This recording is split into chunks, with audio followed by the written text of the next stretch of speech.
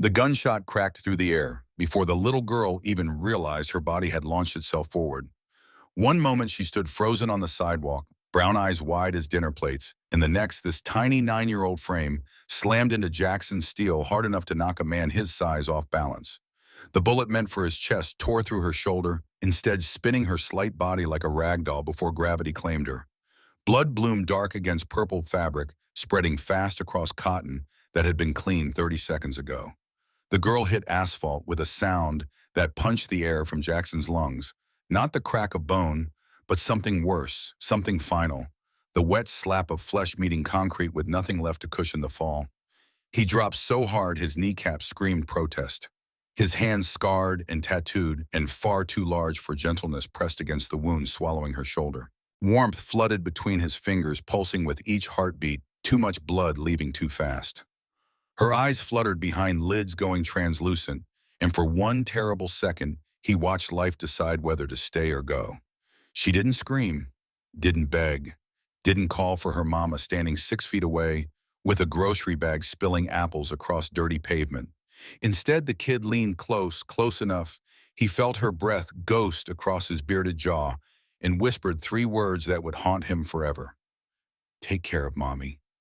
Then her eyes rolled back and the world tilted sideways. Jackson had seen men die. 31 years riding with the HELLS Angels taught him death came in all flavors, quick and merciful, slow and screaming, and everything brutal in between. He'd watched brothers bleed out on highway shoulders while sirens wailed too far away. Held dying men who whispered final messages for wives and children they'd never see again. Learned the exact moment breath stopped, and something indefinable left human eyes. But he'd never held a child while life drained into gutter water mixed with motor oil and last week's rain. Never felt that particular species of helpless that comes from knowing your choices, your enemies, your entire goddamn existence just stole innocence from the world. His father had been right after all. The thought arrived unbidden sharp as the guilt carving tunnels through his chest. Jackson Steele Sr., decorated Reno PD sergeant, dead 5 years now, without ever forgiving his only son for choosing leather over a badge. The old man's last words still echoed, "You chose wrong, Jackson, and you'll regret it when you're my age." 54 years old, and that prophecy came true on a September afternoon, hot enough to shimmer on a street corner that smelled like exhaust and desperation, with a dying child's blood soaking through his jeans. Around them, the world exploded back into motion. Tires shrieked as the black sedan fishtailed around the corner, muzzle flashes still visible through rear windows. Return fire cracked from his brothers, spent brass singing against pavement. Someone shouted coordinates, another barked orders into a phone, and through it all, a woman's scream split the air like sheet metal tearing. The girl's mother surged forward, but Connor Axe Thompson caught her, his massive frame forming a wall between maternal desperation and the ugliness unfolding. Rachel Taylor fought him with everything she had, clawing at arms thick as fence posts, shrieking her daughter's name until her voice cracked and bled. Jackson didn't look up. His entire universe contracted to the 9-year-old under his hands, this kid who'd moved faster than trained instinct, who'd read violence in the tilt of a sedan window and decided in a heartbeat that his life mattered more than hers. He'd never even learned her name before she saved it. "Get the van," he snarled, not recognizing his own voice. "Move now." Tommy Wrench Patterson, road captain and getaway driver extraordinaire, didn't need telling twice. The battered Ford Transit they used for gear and occasionally unconscious prospects roared to life 30 feet away. Wrench drove it straight up onto the curb passenger door, flying open before wheels stopped rolling. Jackson lifted the girl like she weighed nothing, like she was made of glass, and wishes pressing his hands so tight against her shoulder, he felt ribs shift under pressure. Her head lolled against his chest, leaving a smear of crimson across his club vest, right over the death's head patch that had defined him since he was 23 and stupid enough to think rebellion meant freedom. He climbed into the van's back. Rachel followed, or tried to, until Axe released her, and she scrambled inside on hands and knees. The metal floor hadn't been cleaned in months, still sticky from spilled beer and transmission fluid smelling like diesel and old cigarettes. None of it mattered. Wrench hit the gas before the door fully closed. Jackson cradled the kid Emma. He'd heard her mother call her Emma against his chest. His hand found the wound again, pressing down, despite the terrible wet give of torn flesh. Too much damage.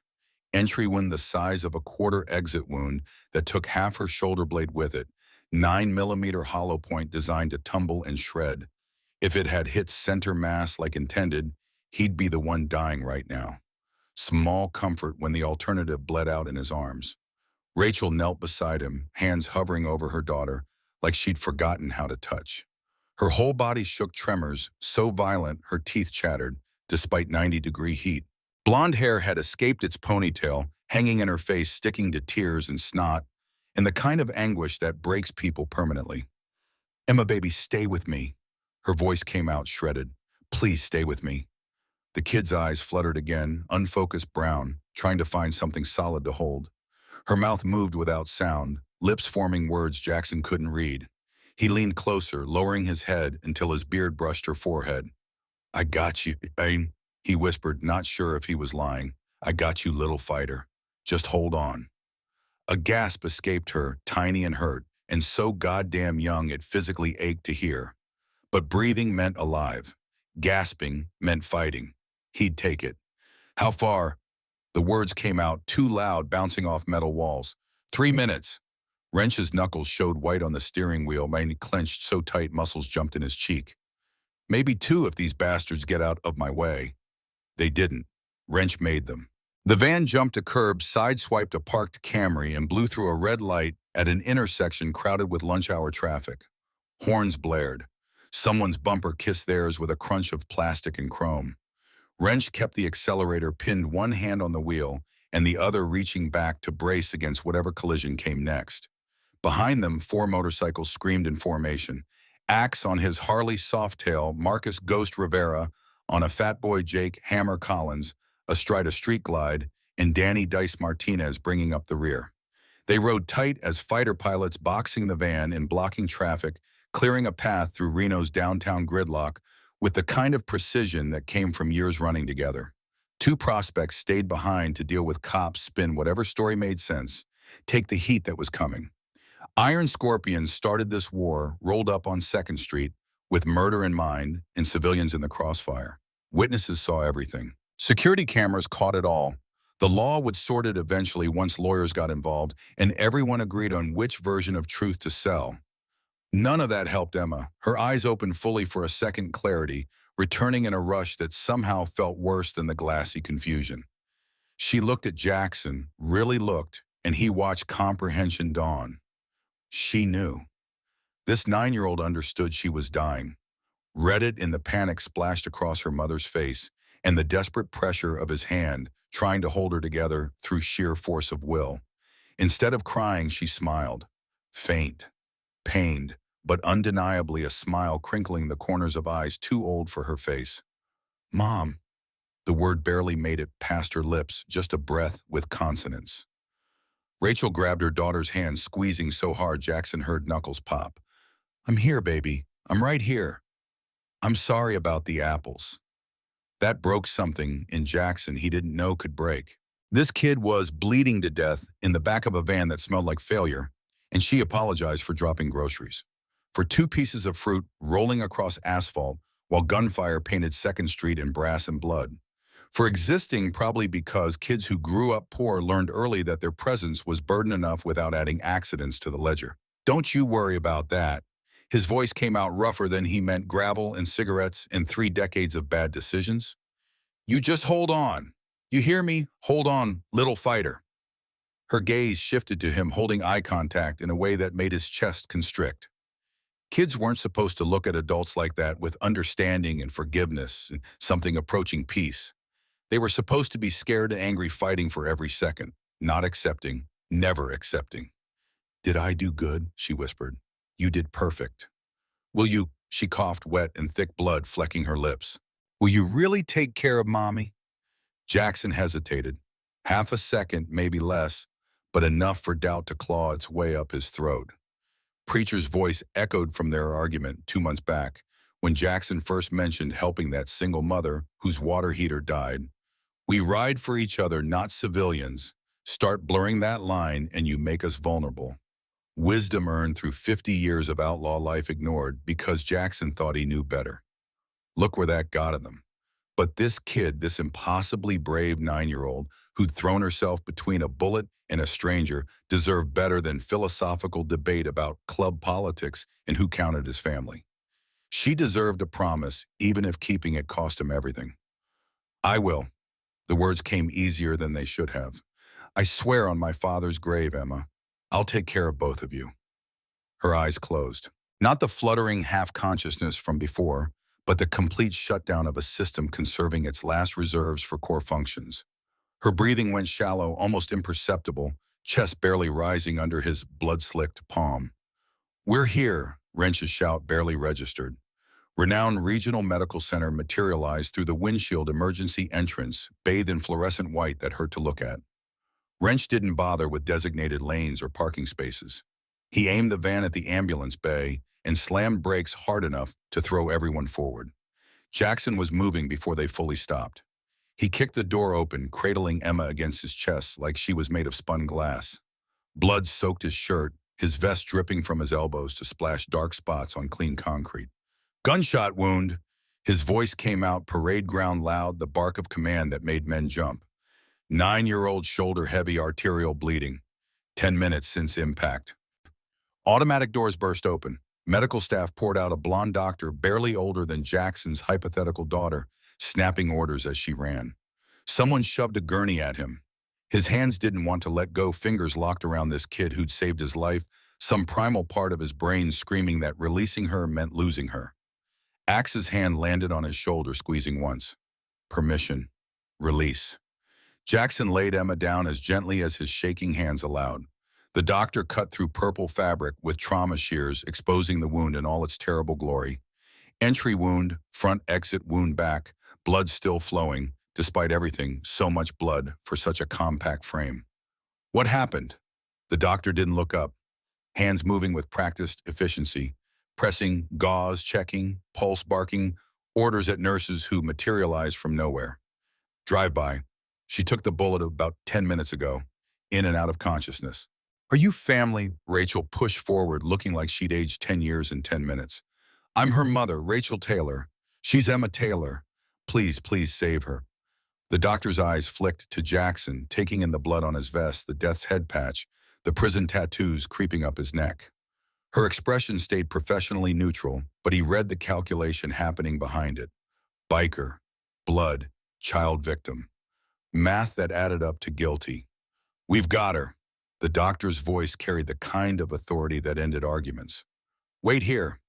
They pushed Emma through doors marked authorized personnel only. Jackson caught one last glimpse of her hand hanging over the gurney's edges, fingers curled slightly like she was holding something invisible. Then the door swung shut and the waiting began.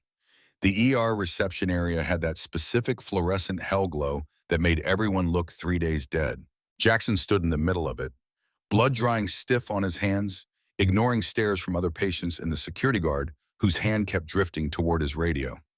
His brothers filed in one by one, ignoring parking regulations and probably several traffic laws.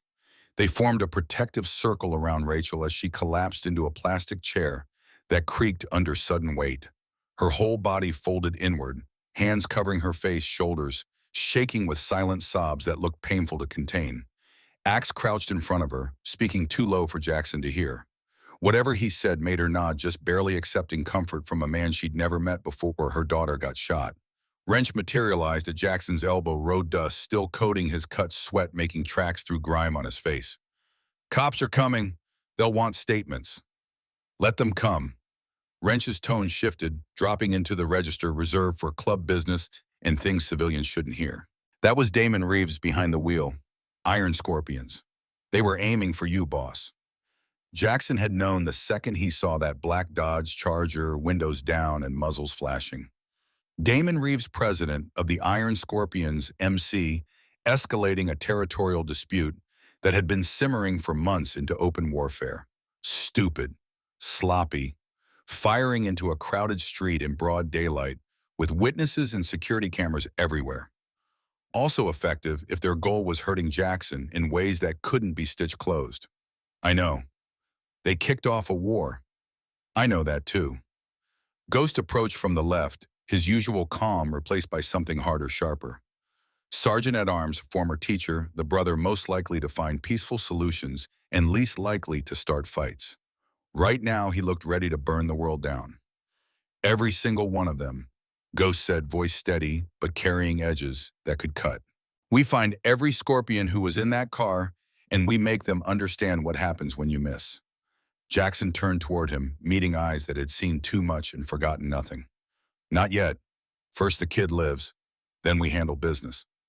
The main entrance opened, and two uniformed officers walked in, scanning the room until their attention snagged on the wall of leather and patches.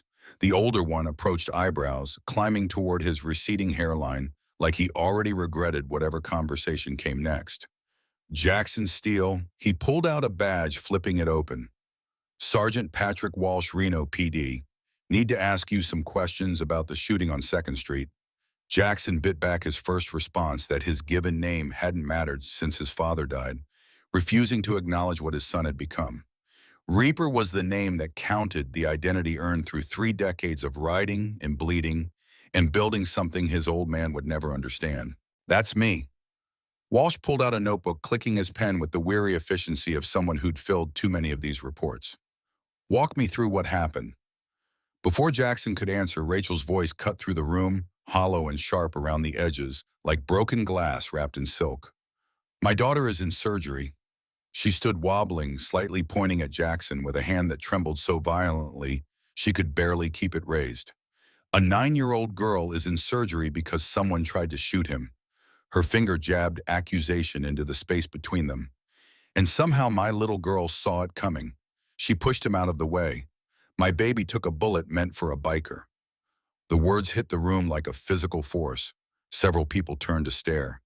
The security guard's hand moved from radio to sidearm, subtle but noticed.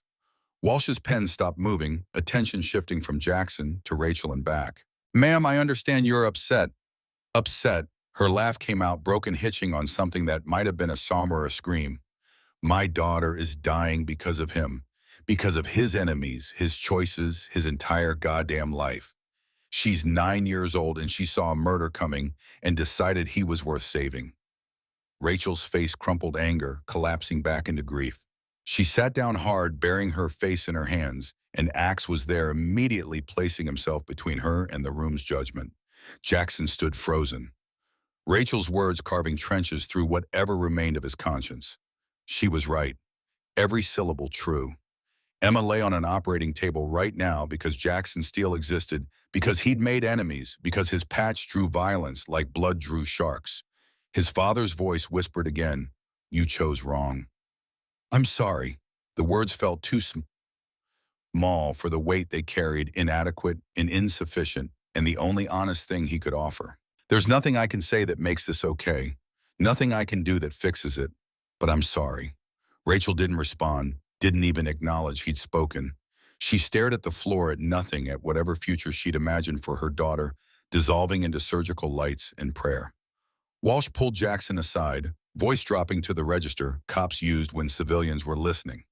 "What happened? Who fired the shots? Did you recognize the shooters?" Jackson didn't dodge. Lying to cops was a reflex burned into outlaw DNA through decades of harassment and selective prosecution. But this wasn't club business. This was a kid bleeding out because grown men couldn't settle their differences without turning city streets into combat zones. Iron Scorpions, Damon Reeves behind the wheel, black Dodge Charger, tinted windows, plates probably stolen. They rolled up firing at least 6 shots, maybe more. "We returned fire. They ran." Walsh wrote it down, not bothering to hide his skepticism. "You're sure it was Reeves?" "Saw him clear as day." "And you're certain they were shooting at you specifically?" Scorpions want Reno territory, want control, business, respect. They've been pushing for months. This was their opening shot. "In the middle of downtown during lunch rush." Walsh shook his head. "That's spectacularly stupid." "Agreed. Also doesn't change the facts." Walsh flipped his notebook closed, studying Jackson with the particular expression cops reserve for criminals they couldn't quite pin down. "You know how this looks. Girl takes a bullet meant for the HELLS Angels president. You show up at the hospital covered in her blood. Every cop in the department's going to have questions. Let them ask. They will. We'll need detailed statements from everyone who was there. Your brothers, the mother, witnesses, security footage. Walsh hesitated, then added, for what it's worth, witnesses say the girl moved first. Say she pushed you, saved your life. That true? Jackson's throat went tight, remembering it, that impossible burst of speed, petite body slamming into his leg with enough force to knock him sideways.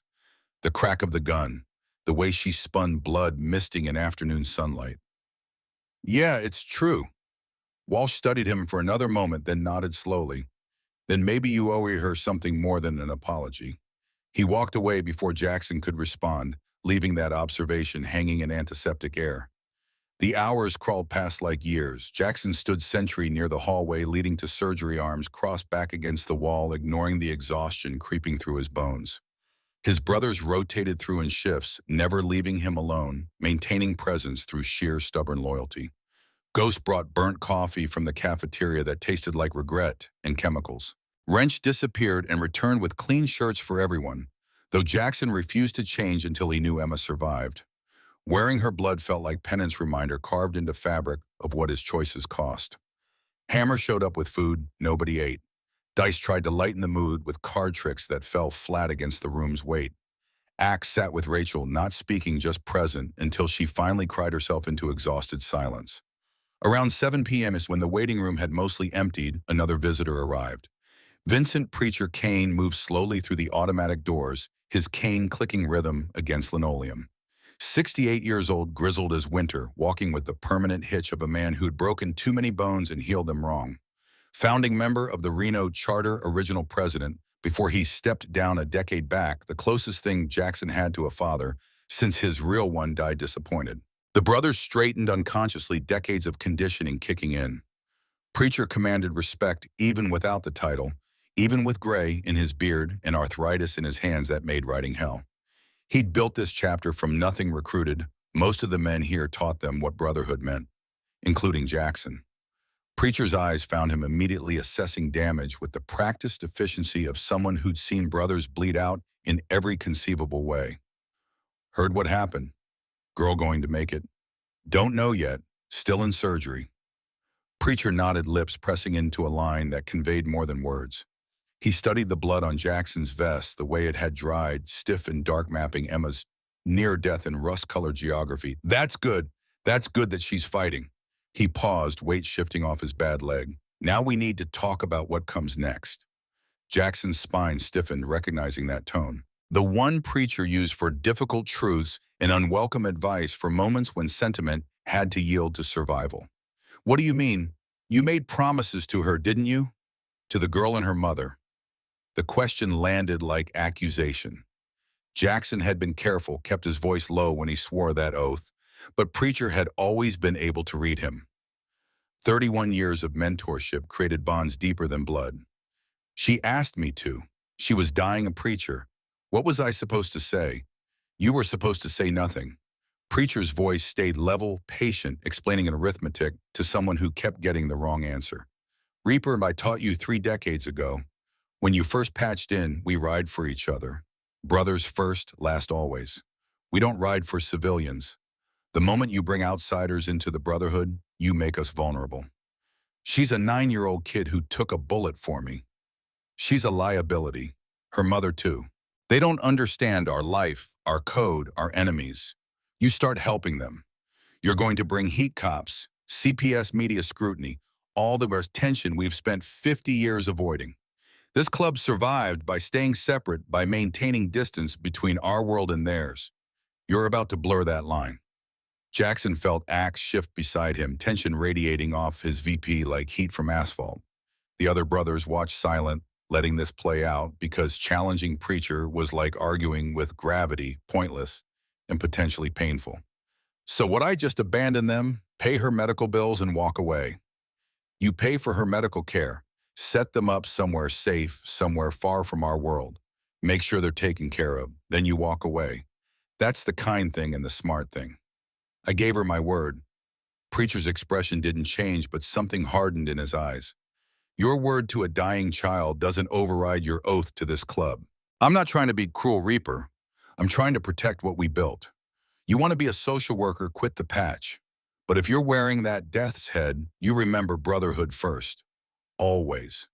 He turned to leave Kane striking floor with decisive finality.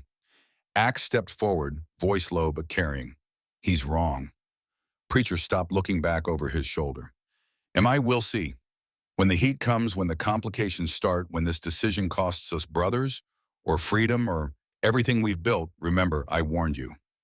He walked out, leaving Jackson staring at empty space where his mentor had stood. Axe moved closer, broad shoulders blocking Jackson's view of the exit. He's wrong, he repeated. About all of it. Is he? What if bringing Emma into our world does make us vulnerable? What if I'm risking the club for one kid? Or what if she reminds us why we started writing in the first place? Freedom, yeah. Rebellion against a system that grinds people down. But also protecting people who can't protect themselves. When did we forget that? Jackson didn't have an answer. Maybe never forgot so much as stopped prioritizing. It stopped seeing civilians as anything except obstacles or opportunities. Stopped recognizing that the boundaries Preacher talked about between us and them, between brothers and burdens, were bullshit lines drawn by fear. Emma hadn't seen lines. She'd seen a man about to die and moved. Shouldn't that count for something? The surgical doors opened. The young blonde doctor emerged, still wearing blood-spattered scrubs. Exhaustion carved into the space around her eyes. Jackson and Rachel both lurched forward, hope and terror twisting together into something that hurt to feel. She's alive. Those two words hit like absolution, like redemption, like every prayer Jackson had never properly learned coming true, despite his lifetime of not deserving it. His knees went weak gravity, letting go for a heartbeat, the room tilting sideways before Axe's hand steadied him. The bullet missed major arteries by millimeters. The doctor continued, speaking quickly, clinically, probably repeating information she delivered 100 times. She lost significant blood volume, roughly 30%. We stabilized her, repaired the damage, closed both wounds. She's in recovery now, sedated, but vital signs are strong. Barring infection or complications, she should make a full physical recovery. Rachel made a sound that didn't have words, something between awe and gasp and laughter. Can I see her? Soon. She's still sedated, but she'll wake up in a few hours.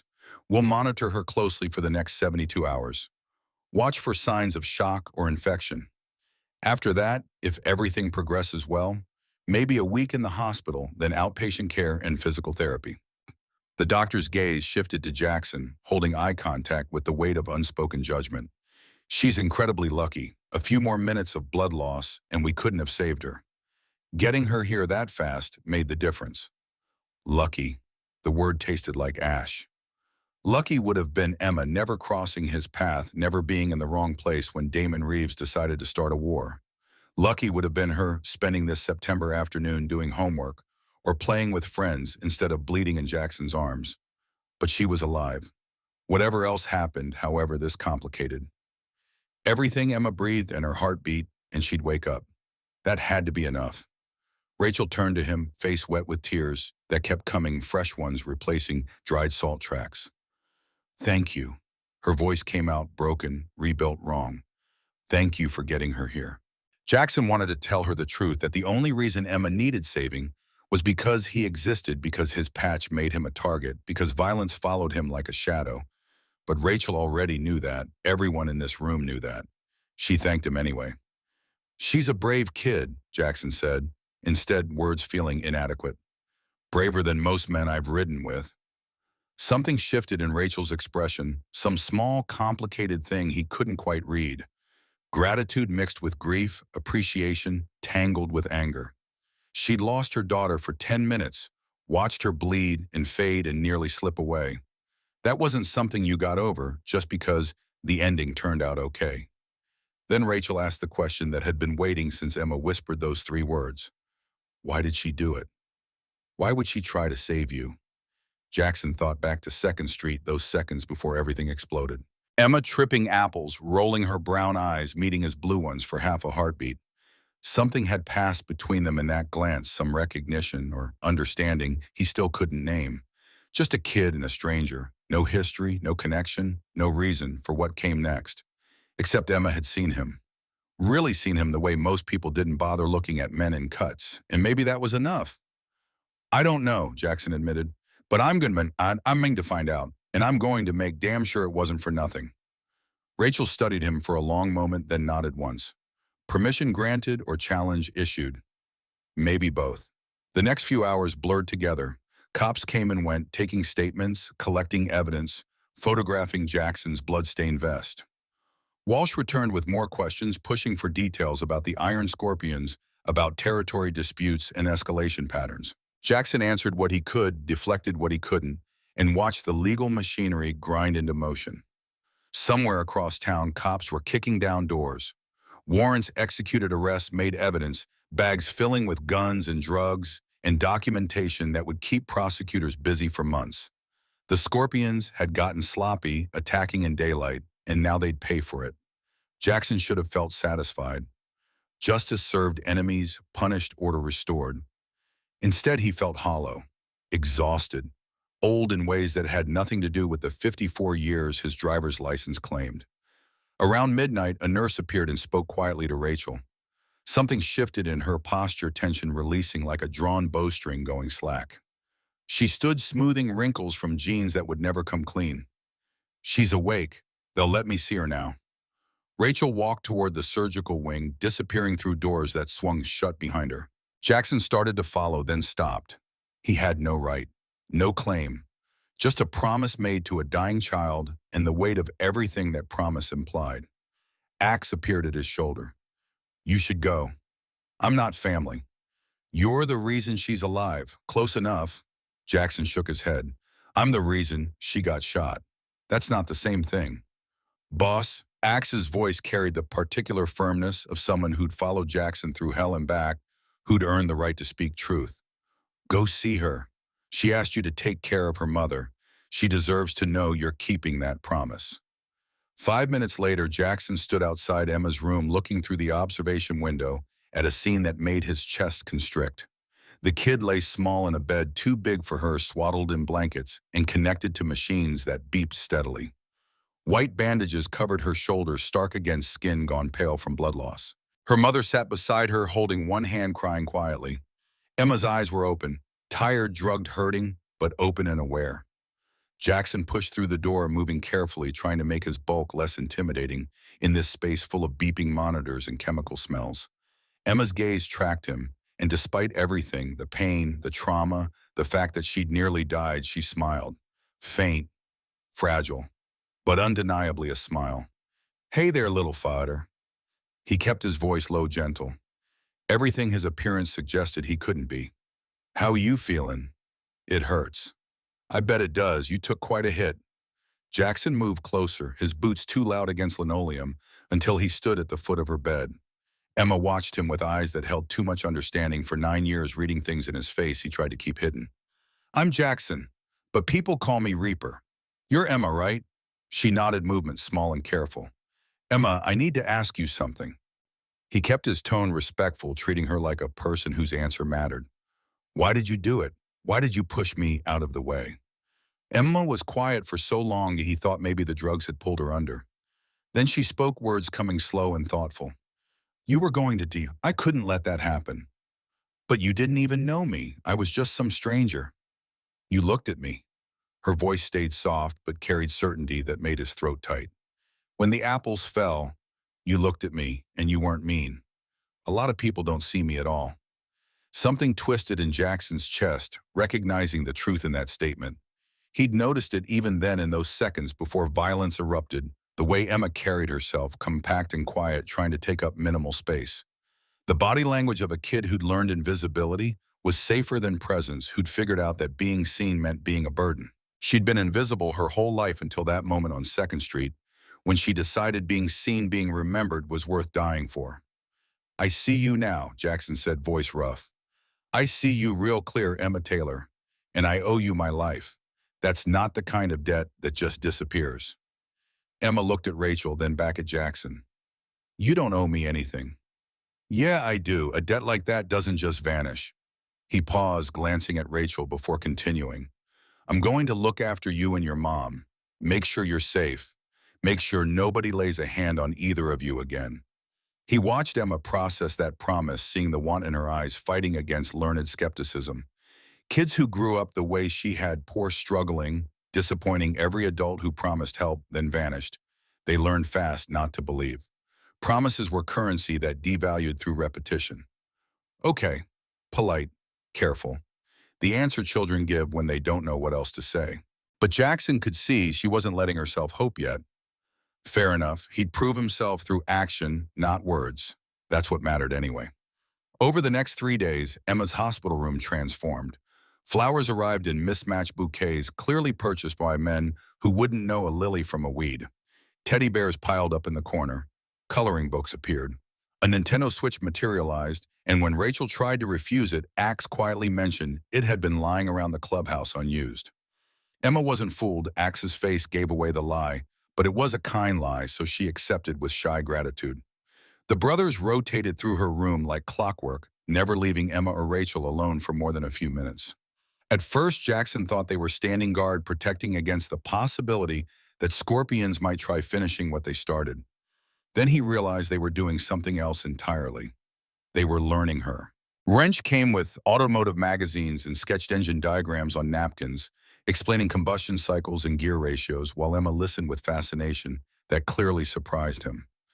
Ghost brought fantasy novels from the library, stories about brave kids fighting monsters, asking about her favorite subjects and whether she liked school. Dice taught her card tricks, his rough, scarred hands moving with unexpected gentleness.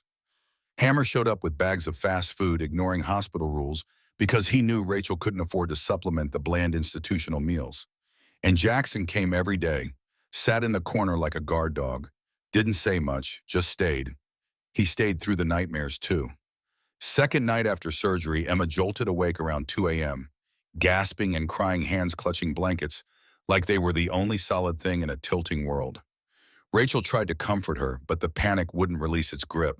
Jackson stood up from the chair he'd claimed, moving into Emma's line of sight. Her eyes, wild and unfocused, found his face and held. "You're safe," he said, steady and certain.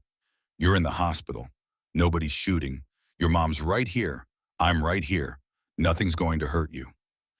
It took 5 minutes before Emma's breathing slowed, before the terror bleeding off her in waves finally receded. She didn't go back to sleep, just lay there staring at the ceiling while Jackson kept vigil from his corner. In the morning, Rachel found him still there, awake, watching over her daughter like salvation was something you could enforce through pure stubborn presence. "You stayed all night." Seemed important. Rachel studied him with an expression he couldn't quite parse, confusion maybe, or the beginning of something that might become trust if given enough time. On the fourth day, Sergeant Walsh returned. He took statements, asked questions, wrote everything down with the methodical precision of someone building a case. He kept his face neutral, but Jackson caught the way he looked at the brothers, at the wall of leather surrounding Emma's bed. Something between suspicion and reluctant respect. "The men who did this," Walsh said, carefully addressing the room, "are in custody.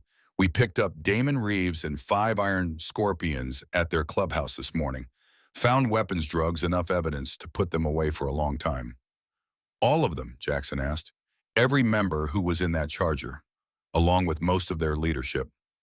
Walsh held Jackson's gaze a second too long. "Funny thing, though, their clubhouse got shot up last night. Anonymous tip led us there. Found them scrambling, destroying evidence, making mistakes." Jackson didn't react, didn't need to. Walsh had been a cop long enough to read between lines to understand that justice came in multiple forms, and the law only caught what it was allowed to catch. 4 days was a long time in the outlaw world. Conversations happened, decisions got made, lines got drawn. Walsh turned to Rachel next. "The district attorney wants to speak with Emma when she's well enough. Her testimony is important." "She's 9 years old," Rachel snapped, exhaustion fraying into anger. "She shouldn't have to relive this." "I know, but she's not just a witness. She's the victim. What she says matters." Emma spoke up from the bed, voice stronger than it had been since the shooting. "I'll do it. I'll tell them what happened." Rachel tried to protest, but Jackson lifted a hand, subtle gesture requesting patience. "That's brave, Emma. Real brave. But nobody's forcing you, okay? This is your choice." Emma thought about it, taking her time, exercising agency in a life that hadn't given her much. She'd had so few choices: where they lived, what they ate, whether the lights stayed on. But this she could control. I want to, she said firmly. I want to help. Walsh nodded, finished his paperwork, and left. The official police presence walked out, but the unofficial protection stayed right where it was. That evening, as Rachel dozed in the chair beside the hospital bed, Emma watched Jackson from beneath heavy lids. He felt her attention, looked up from his phone to meet her gaze. Reaper. Her voice came out small, careful. Yeah, kid. When I said take care of mommy, did you think I was dying? His face went still. She deserved honesty, not comfortable lies. I did. Were you scared? Yeah. The admission came easier than expected. I was terrified. I've seen a lot in my life, Emma. Things I wouldn't wish on anybody. But holding you while you bled out, that was the worst of it. Emma absorbed that processing in the way children do when adults treat them with respect. I'm sorry I scared you. Jackson's voice came out rougher than he meant. Don't you dare apologize. You saved my life. You got hurt protecting someone you didn't even know. That's nothing to be sorry for. That's something to be proud of. Emma wasn't sure she believed that she hadn't felt brave, just certain, but she liked the way he looked at her. Like she mattered. Like she was someone worth saving. Do you think the bad men will come back? No. Jackson spoke with absolute certainty built on knowledge Emma was too young to understand. They won't. They're locked up, and even if they weren't, they'd have to get through me and 40 of my brothers first. That's not happening. Why? Her voice came out smaller than she meant. Why do you care so much? You don't know us. Jackson leaned forward, resting elbows on knees, meeting her eyes dead on. I've been riding with the angels for over 3 decades, Emma. I've seen the worst of what people can do. Violence, greed, selfishness, men who'd hurt anybody if it meant getting what they wanted. He paused, letting truth settle. And then I watched a 9-year-old girl throw herself in front of a bullet for a stranger. You reminded me of something I'd almost forgotten existed: pure, selfless courage. That's not the kind of thing a man like me just walks away from. Emma took that in, feeling something warm unfurl in her chest, something that had been curled up tight for years. My dad left, she said suddenly, 3 years ago. He said we were too much work, that he didn't sign up for being poor and struggling. So he just left. Jackson's jaw tightened, anger flaring hot and immediate for a man he'd never met. Then your dad's a coward and a fool. Because you and your mom, you're fighters. You're worth 100 of him. Mom works all the time. We never have enough money. I try to help, but I'm just a kid. You're not just anything. You're extraordinary. And things are going to have to change for you and your mom. I promise you that. There it was again. Promise, but this time Emma believed him. She could see it in his eyes, feel it in the weight of his attention. This wasn't a man who made promises lightly. On the 5th day, they released Emma with instructions for pain management and physical therapy. Rachel signed paperwork, collected prescriptions, accepted follow-up appointments. The brothers loaded them into Axe's truck. Rachel in front, Emma carefully secured him back, Jackson following on his bike. They drove to the small efficiency apartment above the laundromat on 4th Street. 1-bedroom kitchenette, bathroom, barely big enough to turn around in. Rent $300 a month, utilities extra, everything worn and stained and falling apart. Home. Jackson took it all in with a single sweep. The water-damaged ceiling, the window that wouldn't quite close, the ancient refrigerators that hummed loud enough to wake the dead. Emma's corner had a twin mattress on the floor, a milk crate serving as a nightstand, and clothes folded neatly in cardboard boxes because dressers cost money they didn't have. This was where they'd been living when Emma decided his life was worth saving. Over the next week, things changed. Wrench showed up unannounced and fixed the toilet that had been leaking for months, then installed new locks on the door and windows.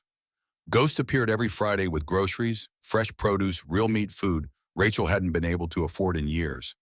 Hammer took Emma to her physical therapy appointments when Rachel was stuck at work, sitting through every session with patient quiet. Dice came by to continue magic lessons, teaching misdirection and sleight of hand, building Emma's confidence through small successes. The Angels had also arranged for Rachel to transfer to a better restaurant. The Golden Spoke out on the highway connected to some friends of theirs. Rachel suspected those friends were more like silent owners, but she didn't ask questions. Not when the tips were better, and the hours let her see Emma more than 12 minutes a day. 6 months of rent got paid in advance. Medical bills evaporated before they could hit collections. Emma's school got a generous donation that happened to cover all her fees and supplies. But the money wasn't what changed things most. It was the presence. These men who society called criminals, who wore death's heads and broke laws, who lived outside respectable boundaries, they showed up. Every day, consistently, building trust through action instead of words. One evening, Jackson arrived to find Emma and her mother eating dinner at the small kitchen table. Spaghetti from a box, sauce from a jar, but more food than they'd had most nights before 2nd Street. "Come in," Rachel called, waving him toward the table. "We have plenty." Jackson hesitated, aware of his size in their small space, of how his presence filled rooms, and intimidated without intention. But Rachel smiled, genuine, not forced, and Emma scooted her chair over to make room. So he sat. They ate together, three people who shouldn't have become family, but somehow were. Emma talked about school, about a math test she'd aced because Ghost helped her study. Rachel shared gossip from the restaurant customers who tipped well and ones who didn't. Jackson mostly listened, learning them, memorizing details that mattered. After Emma went to bed, Rachel and Jackson sat on the narrow balcony that overlooked 4th Street's minimal traffic. The November night had teeth cold enough to make breath visible, but neither of them moved to go inside. "I don't understand you," Rachel said, finally, a voice quiet. "You and your brothers, you're outlaws, criminals. The cops treat you like you're dangerous. The news calls you violent. But you've been nothing but kind to Emma, to me. Why?" Jackson took his time answering, choosing words carefully. "I won't lie to you. We break laws. We do things that could get us locked up if the cops could prove it. We live outside what people consider normal." He paused, meeting her eyes. "But we have rules, a code. And the most important one is simple: we protect our own." Emma's not an angel. She became one the moment she took that bullet. That makes her family. That makes you family.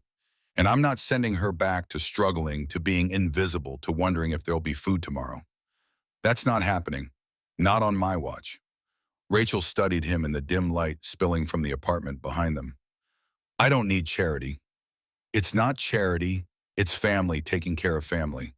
He saw the fight in her eyes: pride, independence, fear of depending on anyone, especially men. But beneath all that exhaustion, years of it, choosing between bills, skipping meals, watching her daughter go without because life kept kicking them, and they had no one to help them back up. "What do you want in return?" Rachel asked. "What's the catch?" Jackson had been waiting for this question since the hospital. "No catch. But if you need terms, that you let us keep you safe. You let us help with rent until you are steady. You let Emma spend time with men who'd die before letting anyone hurt her again." He paused, then added, "And maybe once in a while you cook dinner for a bunch of idiots who live on takeout and terrible choices." Despite everything, Rachel laughed. Small sound surprised out of her, but genuine. "That's it. That's all you want. That's all. To be part of your family, to watch Emma grow up safe, to give you both what you deserve." Rachel looked across the balcony at her daughter's window, where Emma slept without nightmares for the first time since the shooting. Her shoulders were loose, her breathing even. She wasn't scared. "Okay," Rachel whispered. "Okay." That one word changed everything. 2 weeks later, Jackson stood in Reno Memorial Cemetery under gray November sky that threatened rain. He'd avoided this place since his father's funeral, 5 years of guilt and anger keeping him away. But tonight he needed to be here, needed to say things that should have been said when the old man still drew breath. Jackson Steele Sr.'s headstone was simple granite engraved with the basics: name dates, loving father, dedicated officer, man of honor. Nothing about his son, nothing about disappointment. The absence spoke volumes. Jackson knelt in dead grass knees, protesting, and placed his palm flat against cold stone. "Dad," his voice came out rough, unused to this kind of honesty. "I know you died thinking I was a thug, criminal, waste of an MIT education and everything you sacrificed to give me. Your last words to me were, 'You chose wrong, Jackson, and you'll regret it when you're my age.'" Cold wind carried dead leaves across empty graves. "Well, I'm 54 now, your age when we stopped speaking. And you were right about some things. The life I chose brought violence, brought enemies. 3 weeks ago, a 9-year-old girl got shot because of my choices, my patch, my existence." He swallowed against the tightness in his throat. "But that same kid saved my life without thinking twice. Really saw me when most people just see the cut and the tattoos. And now I'm going to spend however many years I have left proving that your son wasn't the waste you thought he was. That honor isn't about following rules, it's about protecting people who can't protect themselves. Jackson stood, joints creaking, hand lingering on the headstone. Her name is Emma Taylor. She's 9 years old. She's braver than any man I've ridden with, and she believed I was worth saving when you couldn't. His voice dropped to barely above a whisper. I'm going to be the man you wanted me to be, Dad. Just in my own way. Watch me. He turned to leave and found Axe standing 20 feet away, giving him privacy, but close enough to hear. His VP didn't say anything, just nodded once. Acknowledgement. Respect. They rode back to the clubhouse together, engines drowning out words neither needed to speak. Spring crawled into Reno like a promise half-kept, bringing wildflowers to desert edges, while leaving the city itself gray and unforgiving. 6 months since the shooting.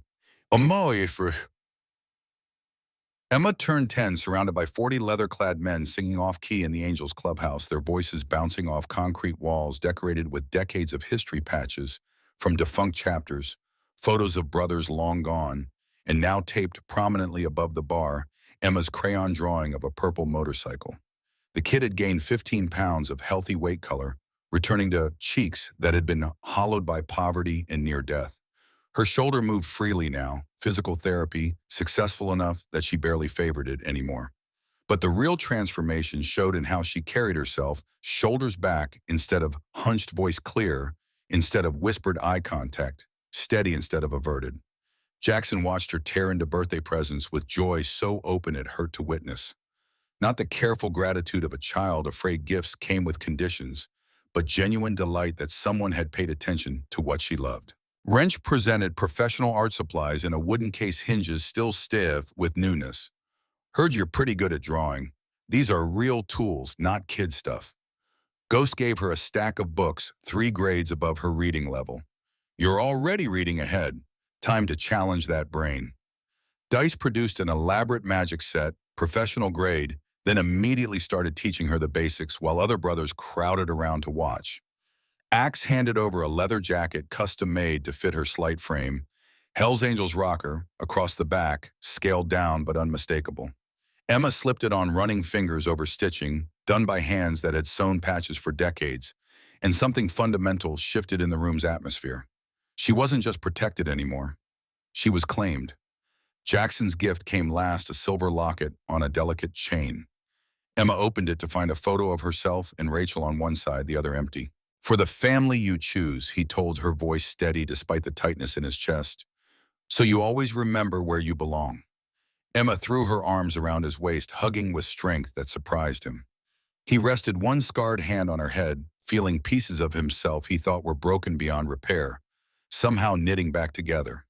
Rachel stood beside the makeshift bar Ghost had stocked with juice boxes alongside the usual beer, watching her daughter shine.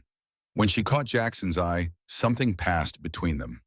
Understanding maybe, or the beginning of something neither could name yet, but not everyone celebrated. Vincent Preacher Kane's absence hung in the room like smoke, obvious to anyone paying attention. 12 other brothers had also failed to appear, empty spaces at the long tables where they usually sat. Viper Cruz leaned against the far wall, present physically, but radiating disapproval, arms crossed and jaw tight. Emma noticed. Kids always noticed when adults performed rejection, even silent ones. She found Jackson later as the party wound down, tugging his sleeve with insistence. Why didn't everyone come? He'd been dreading this question for 3 weeks since the divide within the club started showing cracks. Some people had other things to do, little fighter. They don't want to be here because of Mate. Not a question. Statement of fact delivered with the blunt clarity children weaponize when they've learned to read subtext. Jackson knelt, bringing himself to her eye level. It's not about you, sweetheart. It's about change. Some people would rather keep things the way they've always been. Even if the way things were wasn't good. The kid cut straight to bone every single time. Especially then. Change is scary, Emma. These men have ridden together for decades. They know how things work. Then you come along and remind them of things they forgot or never learned. That's hard. Emma processed this with the seriousness she brought to everything important. What if they leave? Then they leave. Jackson kept his voice firm, certain even as doubt clawed at his certainty. But I'm not letting you go. Not for anything. She hugged him again tighter this time, and over her shoulder, Jackson caught Axe's worried expression.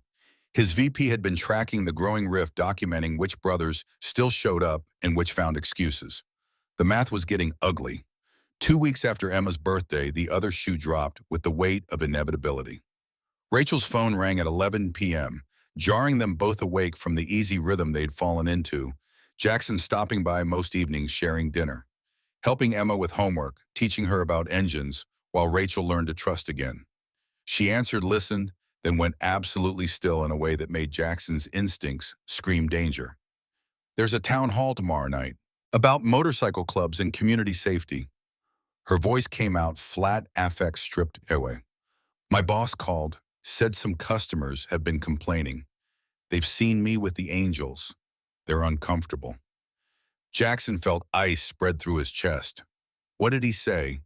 That I should come to the meeting, speak for myself, or distance myself from you. Rachel looked at him, eyes holding exhaustion that went bone deep. He didn't say I'm fired, but I heard it anyway.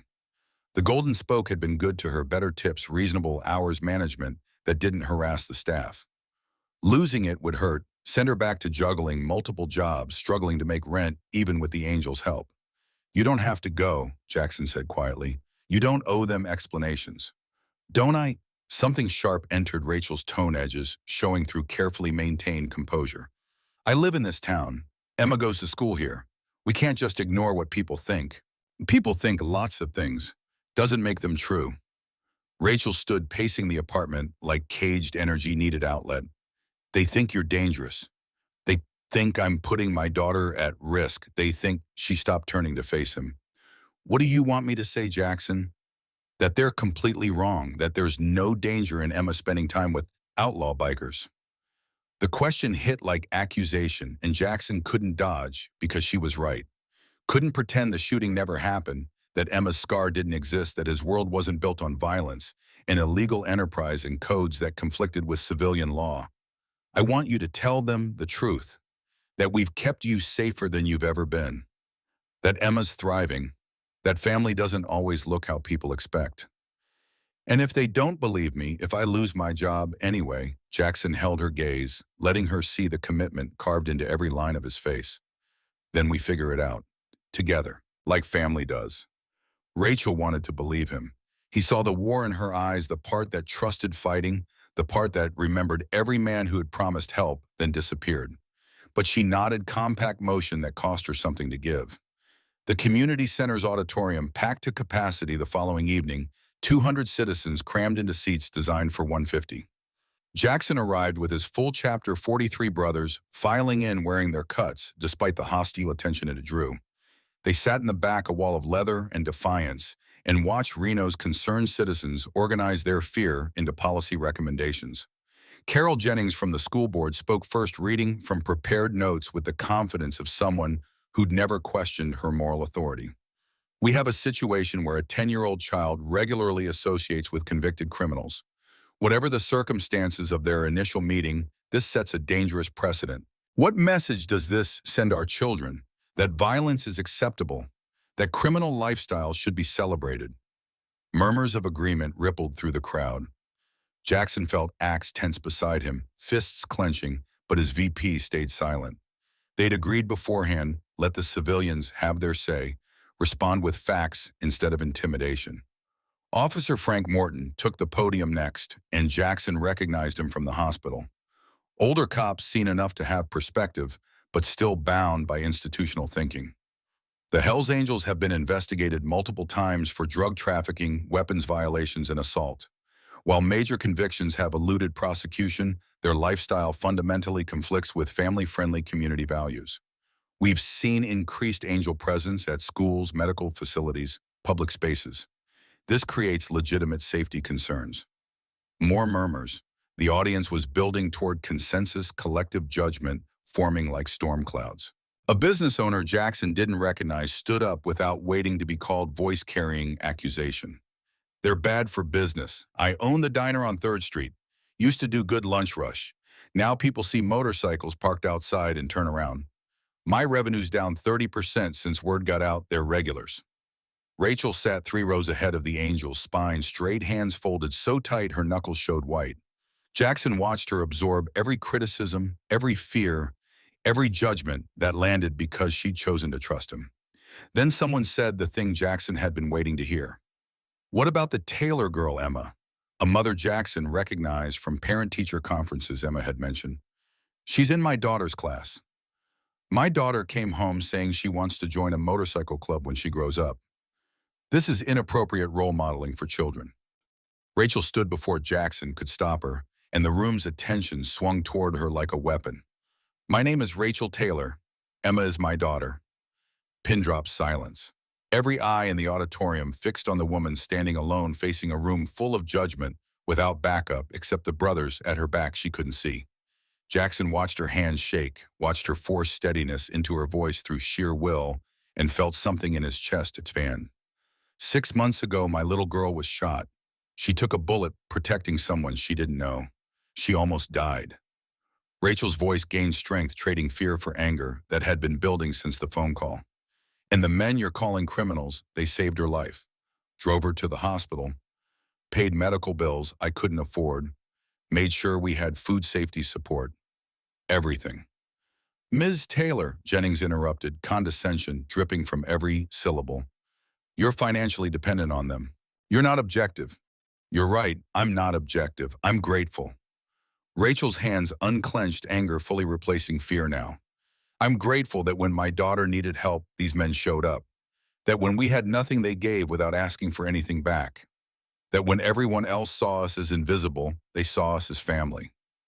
She turned, making eye contact with sections of the crowd, forcing them to see her as human instead of abstract problem. You want to talk about role models? These men have taught my daughter about honor, courage, and keeping your word. About standing up for people who can't stand up for themselves. About what family really means, not blood, but choice. But you don't see that. You see patches and assume the worst. Morton tried to interject, but Rachel rode over him, momentum building. You're judging them without knowing them. You see motorcycles and leather and think danger. But I see men who protect the vulnerable, who keep promises, who've changed my daughter's life. Who've changed my life. Her voice cracked slightly, exhaustion showing through. Yes, they ride motorcycles. Yes, they wear leather. Yes, they have pasts. But they're also veterans, business owners, people who've made mistakes and are trying to be better. That's more than some of you can say. Rachel sat down hard, energy spent, and for 5 full seconds, nobody spoke. Then Jackson stood, and the room's temperature dropped 10 degrees. He moved down the aisle slowly, deliberately, letting his size and presence do work before words. People leaned away, instinctive recognition of apex predator, even in suburban setting. He stopped beside Rachel's row, not sitting, commanding attention through pure physical dominance. My name is Jackson Steele.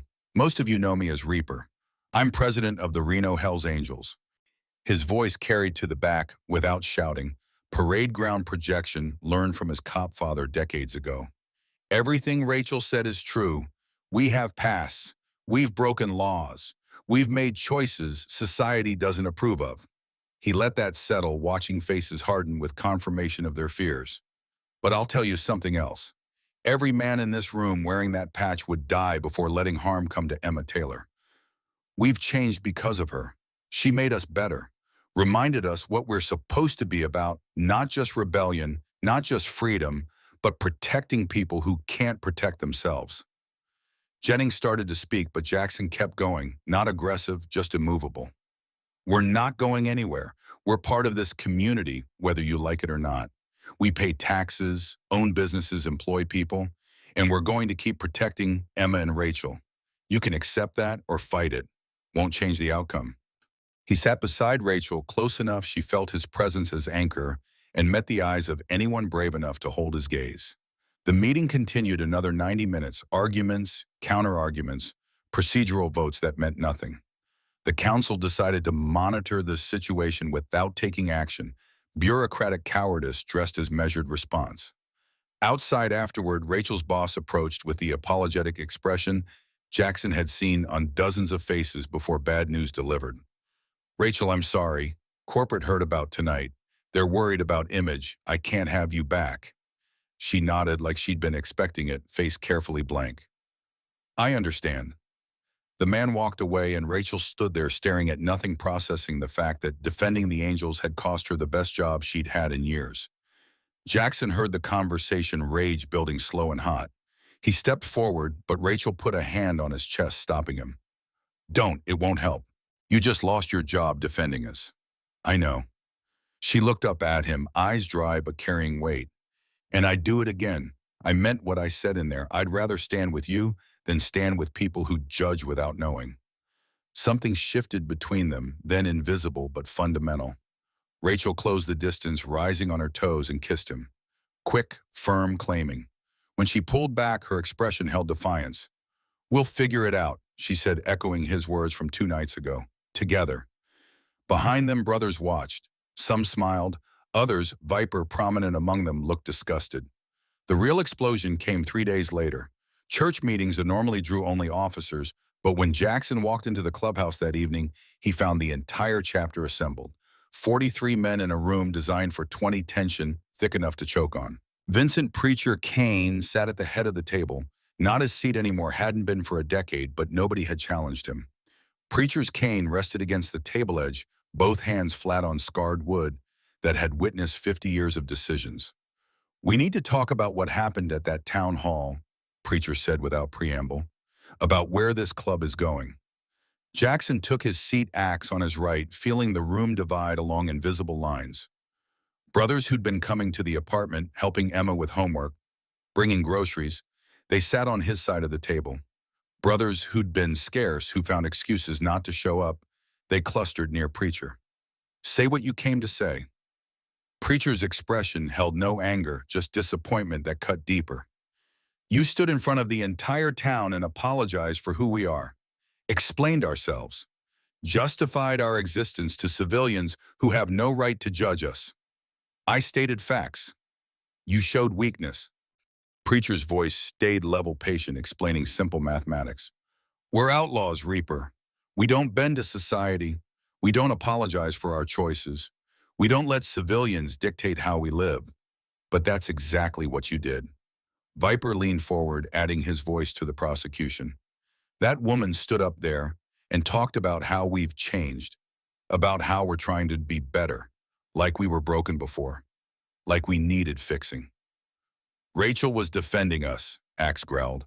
Rachel was painting us as reformed criminals trying to earn society's approval. That's not who we are. We're wolves, not lapdogs begging for scraps from the table. Jackson felt control slipping, the carefully maintained unity he'd built over 15 years as president, fracturing along fault lines he'd ignored. Nobody's begging for anything. We're protecting a kid who saved my life. You're letting that kid change everything this club stands for. Preacher's hands pressed harder against the table, knuckles white. Brothers are leaving Reaper. 12 men have told me they're considering taking their patches off if this continues. If we keep blurring lines between us and civilians, if we keep letting women and children dictate club policy. The number hit like a gut punch. 12 brothers, more than a quarter of the chapter. I didn't join this club to be social workers, Viper added. Didn't patch in to play house with some kid and her mother. I ride free. That's what the Angels are supposed to be about. Ghost spoke up from Jackson's left, voice calm but carrying steel. Nobody's stopping you from riding. But we're also not abandoning Emma. She took a bullet for one of us. That means something. It means she's brave, Preacher acknowledged. Doesn't mean she's an angel. Doesn't mean we owe her our entire way of life. The room erupted into arguments, brothers shouting over each other, decades of riding together dissolving into accusations and defense.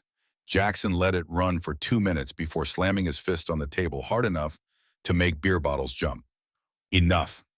Silence crashed down, broken only by heavy breathing and the scrape of chairs. Jackson stood slowly, letting his presence fill the space.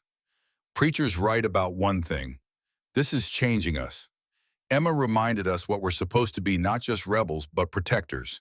Not just tough, but good. That scares some of you. I get it. Change is terrifying.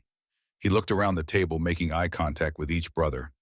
But I'm not apologizing for protecting her. Not to this town, not to you, not to anybody. She's family. Rachel's family. They've proven it. And if that makes us weak in your eyes, then maybe we were never as strong as we thought. Preacher stood using his cane for leverage, and the room tensed. I'm invoking Founding Charter Article 7. When a president's actions endanger the club membership, may call vote of no confidence. Axe shot to his feet. Preacher, you can't. I can and I am. This needs to be decided. Either we follow Reaper into whatever this becomes, or we choose a different path. The words hung like execution orders. Vote of no confidence was nuclear option, rarely invoked, never lightly. It meant questioning everything leadership direction, the fundamental nature of brotherhood. Jackson looked at his mentor, the man who'd recruited him 3 decades ago, who'd taught him what it meant to be an angel, who'd shaped him into the leader he'd become. They'd ridden through hell together, buried brothers, side by side, built this chapter from nothing into something that mattered. Now Preacher wanted it back. Fine, call the vote. Preacher's face remained expressionless, but something flickered in his eyes. Regret, maybe, or vindication. All those in favor of vote of no confidence in Jackson Steele as president, raise your hand. Hands went up. Preacher's symbolic, since he'd given up his vote years ago. Vipers immediately. Then 10 more scattered around the table, brothers who'd ridden with the Jackson for years, making their choice clear. 12 hands, 12 votes against him. Axe wrench ghost dice, hammered. His core officers kept their hands down. So did 28 others, brothers who'd watched Emma transform from scared kid to confident fighter, who'd seen Rachel stand alone in that town hall, who'd been reminded what protecting the vulnerable felt like. Motion fails, Jackson said quietly. 31-12. Preacher nodded slowly, absorbing defeat with the same patience he brought to everything. Then he did something Jackson never imagined possible. He removed his patch. 48 years of membership, 5 decades of brotherhood, the founding of this very chapter. All of it represented by the death's head on his back. Preacher reached behind himself, pulled the rocker free with careful reverence, and placed it on the table between them. I'm done, Reaper. Done watching you destroy what I built. Done pretending that going soft is the same as being good. Done. He looked at Viper and the 10 others who'd voted against Jackson. Brothers who want to ride with men instead of babysitters are welcome to join me. Viper stood immediately, removing his patch. 4 others followed: Santiago, Mac, Pete, and young Tommy. 5 patches joined Preachers, lying there like accusations. 7 more hesitated, caught between loyalty to their president and the old ways Preacher represented.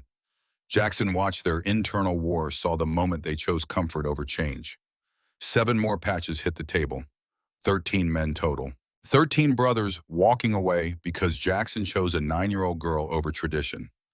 Preacher picked up his cane, started toward the door, then paused. When this costs you everything, when the heat comes, when complications destroy what's left, remember I warned you. They left. 13 brothers who'd been family, gone in the time it took to cross a room. The door closed. Silence pressed down like a physical weight. Axe broke it, first voice rough. Boss, what just happened? Jackson stared at the patches on the table, each one representing years of brotherhood, of riding together, of blood spilled and enemies faced. 13 empty chairs at church meetings from now on. 13 brothers who'd rather abandon him than accept change. I just lost my mentor. And 12 others. Ghost moved to his side. You made the right choice. Did I? Jackson picked up Preacher's patch, running fingers over worn leather and faded stitching. He founded this chapter. Forgot more about being an angel than I'll ever know. And I drove you out. He drove himself out, Wrench said firmly. Couldn't accept that times change. That we can be better. What if he's right, though? What if I am making us weak? A small voice from the doorway cut through his doubt. You're not. Every head turned. Emma stood there in her pajamas, Rachel behind her, both of them having arrived during the argument. Emma must have heard everything through the thin walls Jackson kept meaning to soundproof. She walked toward him, compact and determined, navigating through brothers who parted like water. When she reached the table, she picked up Preacher's patch with both hands. You're the strongest person I know, she said, looking up at Jackson with absolute certainty. And you know why, because you're not afraid to care.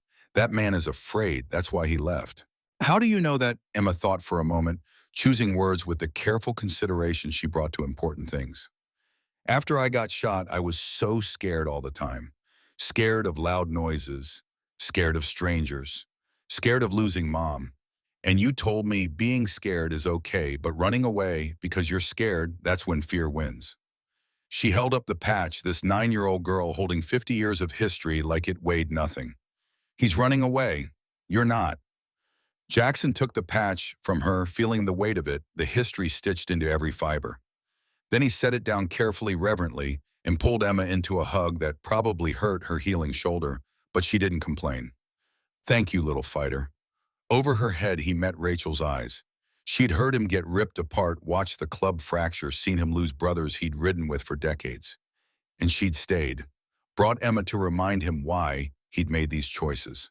The remaining brothers gathered closer, forming new unity around the loss. 30 men now instead of 43, smaller chapter, weaker by traditional metrics. But somehow holding Emma while his brothers closed ranks, Jackson felt stronger than he had in years. The next few days tested that strength. Word spread through Reno's outlaw community. The Angels split, Preacher gone 13 brothers, following him into whatever came next. Rival clubs circled like sharks, smelling blood, testing boundaries, pushing limits, seeing if the weakened chapter could still hold territory. Jackson and Axe spent 18-hour days riding fence lines, showing face, making it clear that losing 13 men didn't mean losing heart. They settled disputes, collected debts, reminded everyone that the Reno Charter still existed and still had teeth. But nights Jackson came back to the apartment above the laundromat, sat with Emma while she did homework, ate dinner Rachel made with ingredients Ghost still brought every Friday. Let himself believe that choosing this family vulnerability, caring about someone beyond brotherhood, wasn't the weakness Preacher claimed. Then Derek Taylor showed up, and everything got infinitely worse. The knock came at 9 a.m. on a Saturday, aggressive and entitled the kind of pounding that assumed the right to demand attention. Rachel opened the door to find a man she'd spent 3 years trying to forget, standing in cheap suit, with practiced smile that never reached his eyes.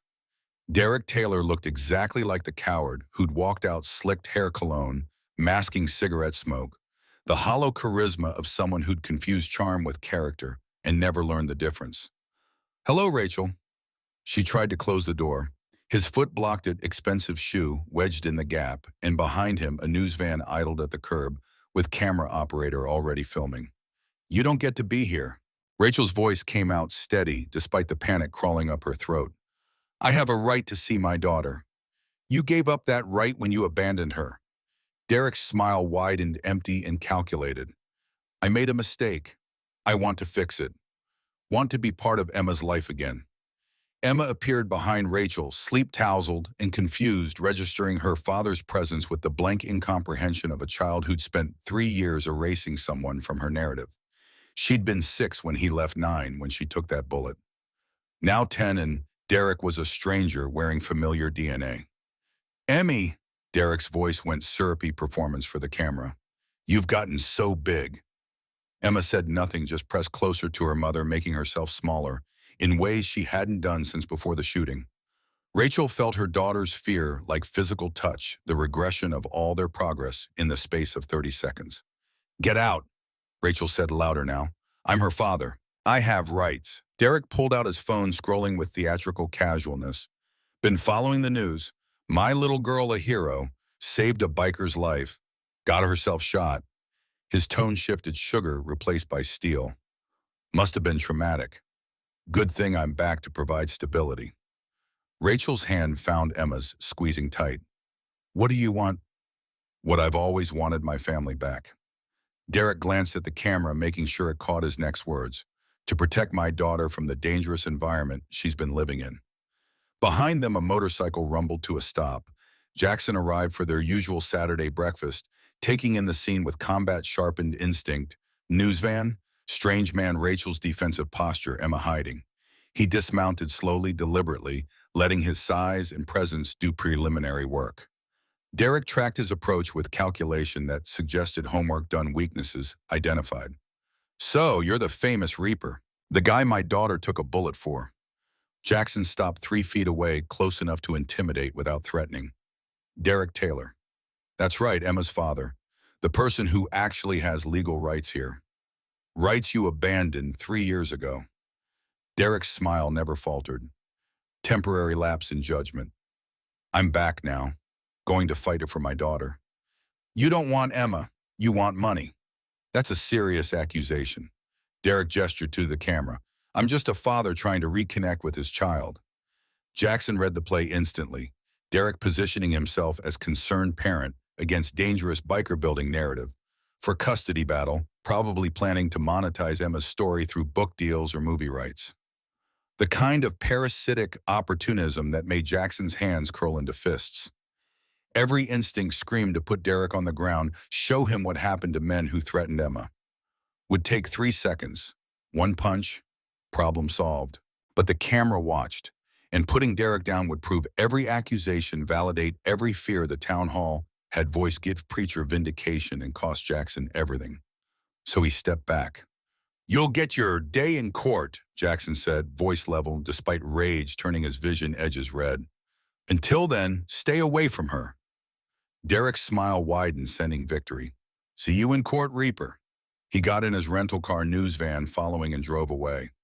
Rachel sagged against the doorframe like strings had been cut. Emma pressed against her side, both of them trembling. Jackson moved closer but didn't touch, giving them space to decide whether his presence helped or hurt right now. He's going to try to take her, Rachel whispered. I know. He's going to use you against me. Say Emma's in danger because of the angels, because of what happened. He's going to take my daughter. Her voice cracked on the last word, composure shattering. Jackson wanted to promise it wouldn't happen, that he'd protect them, that Derek would fail. But Rachel was right. Derek had legal standing, biological claim, and ammunition in the form of Emma's gunshot wound and the angel's reputation. A judge might actually rule in his favor, despite 3 years of absence. We'll fight him, together, and we'll win. Rachel looked up at him, eyes holding desperation that bordered on despair. How he's her biological father. I'm a single mother who lost her job defending a motorcycle club. Emma got shot because of you. How do we fight that? Jackson had no answer that didn't sound like hollow reassurance, so he stayed silent and waited for Rachel to cry herself out while Emma watched with 2 old eyes. 3 days later, Derek filed emergency custody modification. His lawyer, expensive suit, practiced smile, same empty charisma as his client built a case around Emma's dangerous environment, Rachel's poor judgment, and the angel's violent history. The petition claimed Derek had reformed to achieve stability and wanted to provide normal family environment.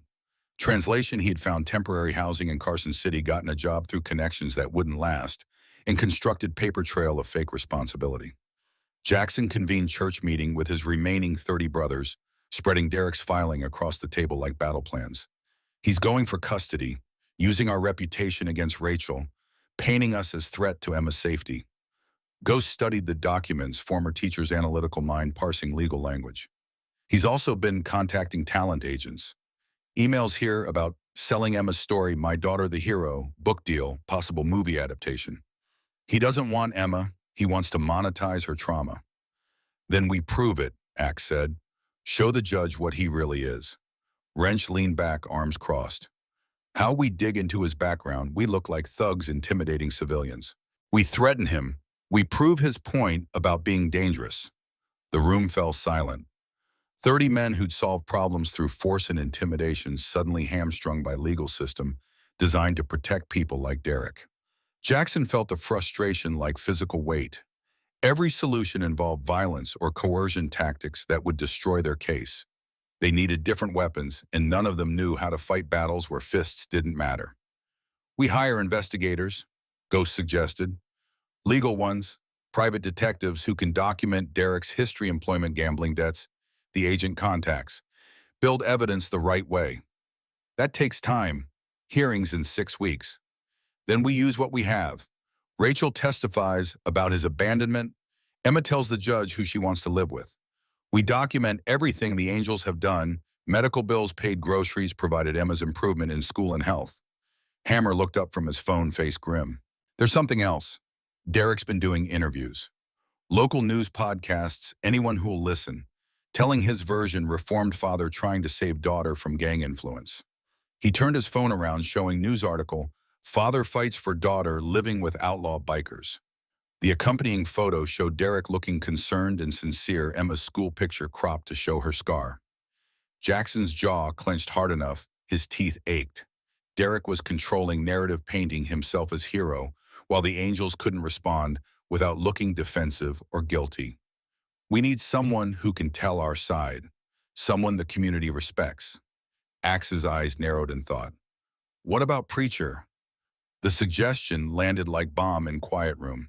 Preacher who'd walked out, who'd taken 12 brothers, who'd called Jackson weak for protecting Emma. He won't help us, Jackson said flatly.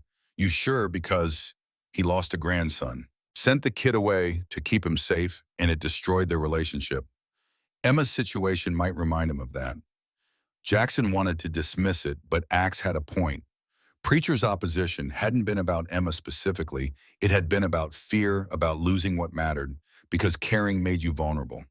That was experience talking, bitter wisdom earned through failure. Maybe he'd see Derek differently. Maybe the anger would point outward instead of in. I'll talk to him, Jackson said, already dreading the conversation. He found Preacher at the old dive bar on Highway 80, sitting alone with whiskey and regret. The older man looked up when Jackson approached, expression unreadable.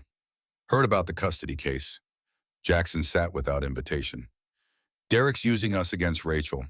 Going to take Emma if we don't stop him. Preacher sipped his drink slowly. And you want my help? I want you to testify. Tell the judge what you told me about your grandson. About how fear makes men do stupid things. How you chose the club over him and regretted it forever. Something flickered in Preacher's eyes, old pain surfacing.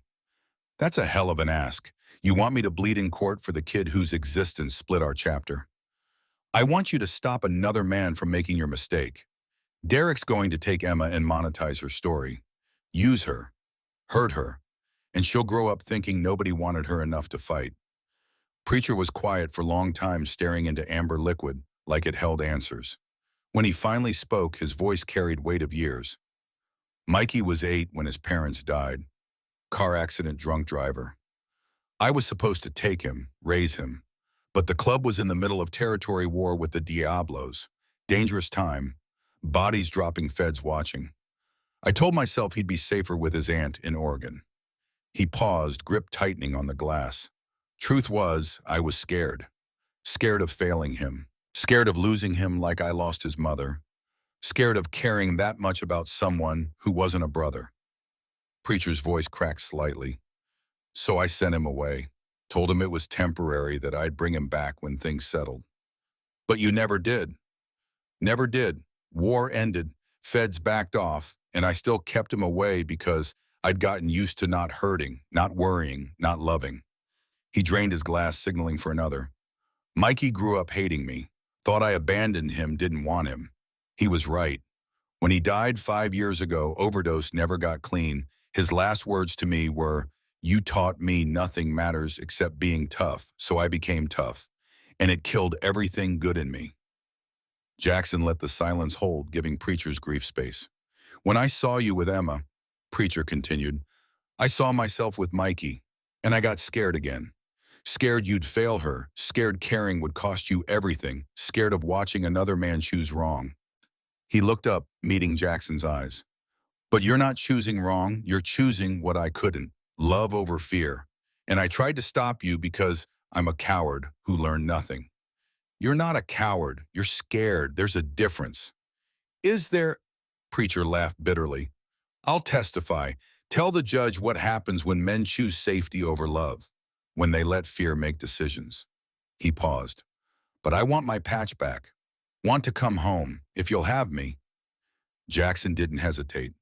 Your patch never left. It's still on the table waiting. Something eased in Preacher's expression, decades of tension releasing. Then let's go get your daughter her family back.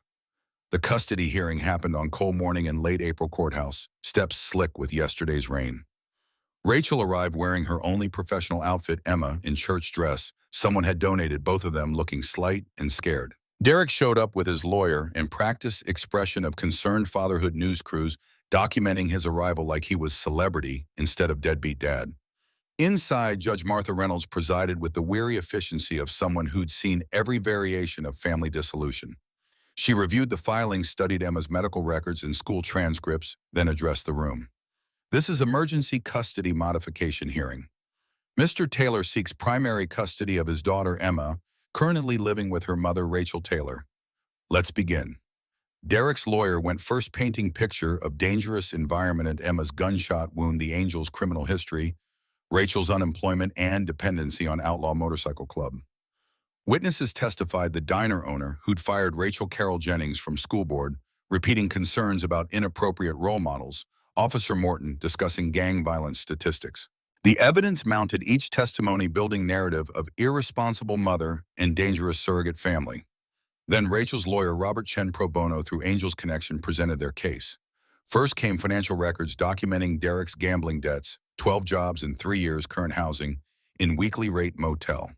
Then email correspondence with literary agents about selling Emma's story marketing plans that treated her trauma as commodity. Your Honor, Chen said, Mr. Taylor doesn't want custody. He wants money. He sees his daughter's heroism as business opportunity. Derek's lawyer objected, but the emails spoke for themselves. Derek squirmed in his seat, practiced composure, cracking. Rachel testified next, voice shaking but determined. She described 3 years of Derek's absence, no calls or support or acknowledgement that Emma existed. Detailed the Angels' help, medical bills, paid groceries, delivered Emma's transformation from scared invisible child to confident fighter. They gave us family when we had nothing, Rachel said, looking directly at the judge. They showed up every day. That's more than Derek ever did. Then Jackson took the stand and the courtroom's energy shifted. Derek's lawyer attacked immediately. Mr. Steele, you're president of an outlaw motorcycle club investigated for numerous criminal activities, correct? We've been investigated, never convicted on major charges. But you admit to illegal activity. I admit to living outside conventional boundaries. That's not the same as hurting people. Emma was shot because of you. Your enemies targeted you and she got caught in crossfire. How is that not hurting her? Jackson absorbed the hit, refusing to flinch. Emma saved my life. I didn't ask her to, didn't expect it. But she chose to protect me, and I've spent every day since keeping the promise I made her to take care of her and her mother. That's what family does. You're not her family. You're a criminal she barely knows.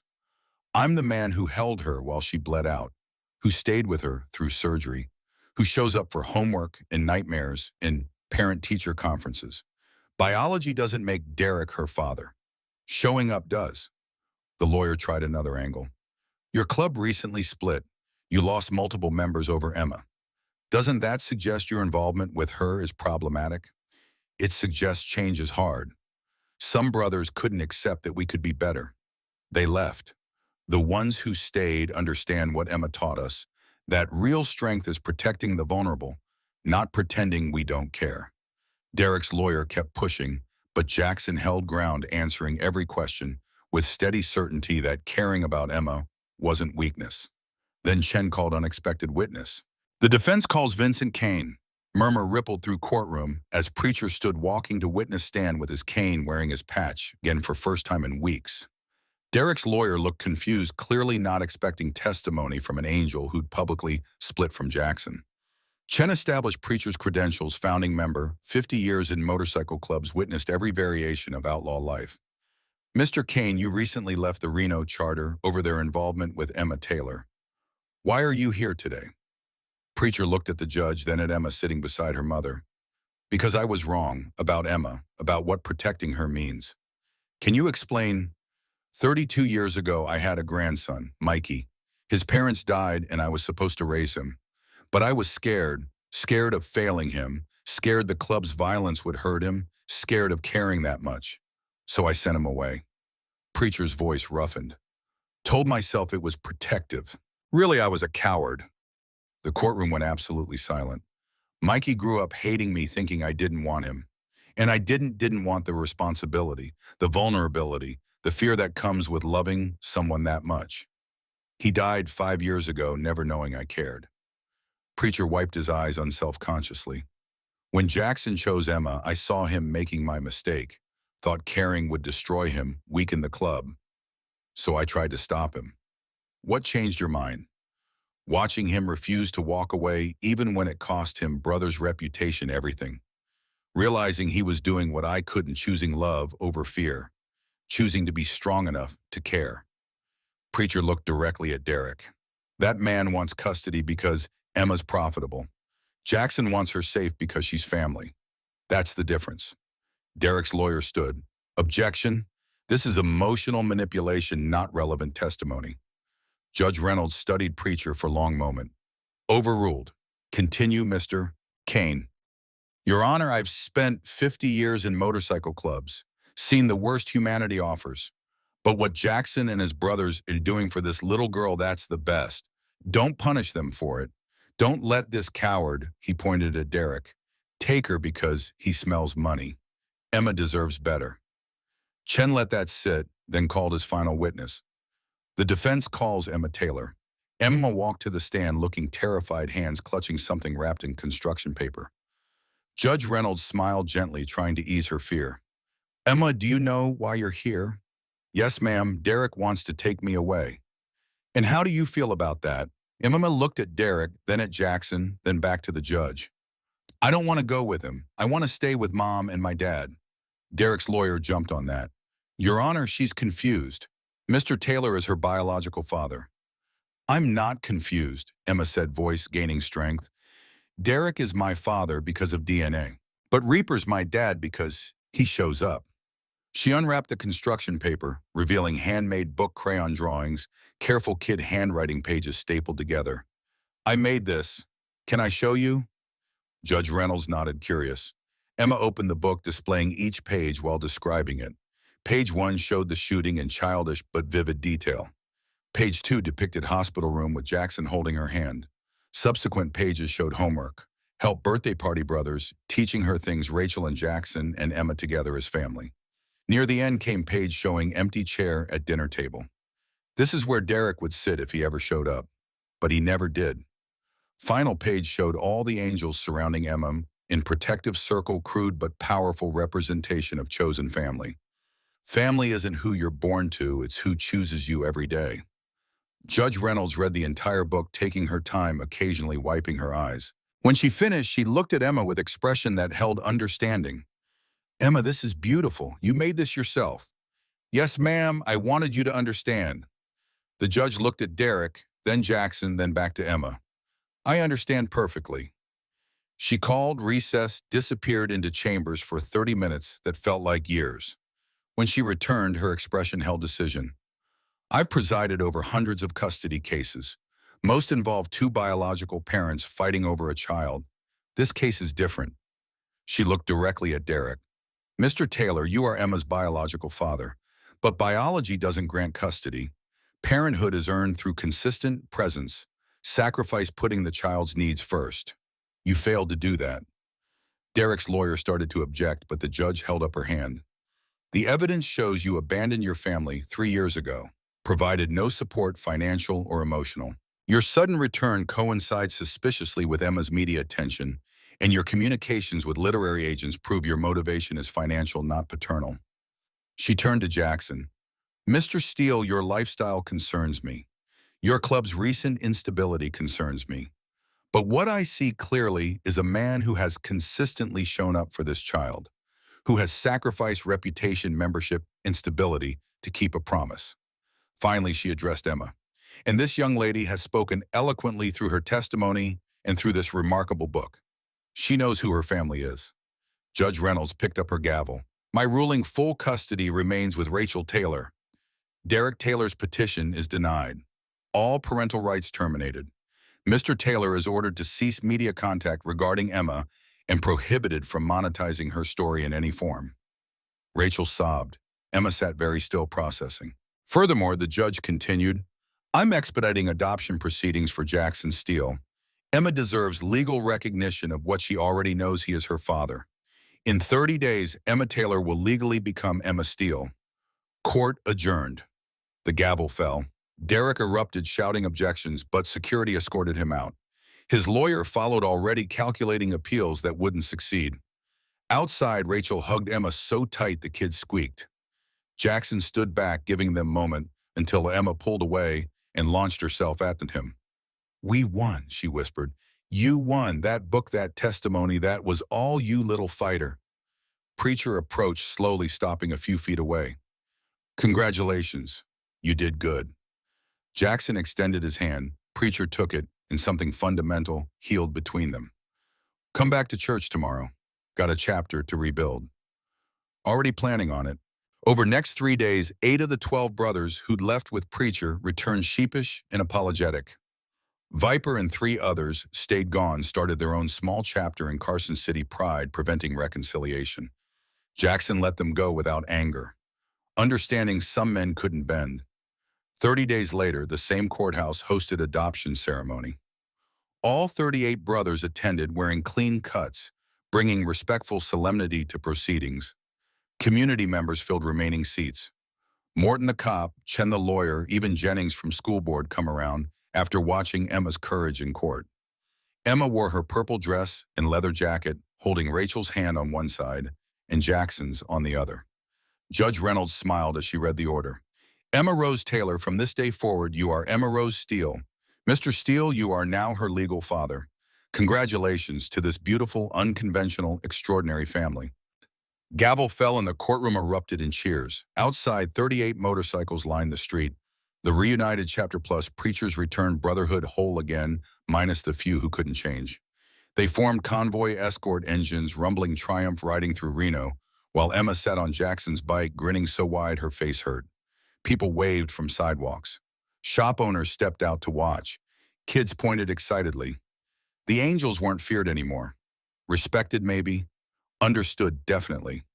All because one girl decided a stranger was worth saving. 6 months after adoption, Jackson stood in Reno Community Center for ribbon-cutting ceremony.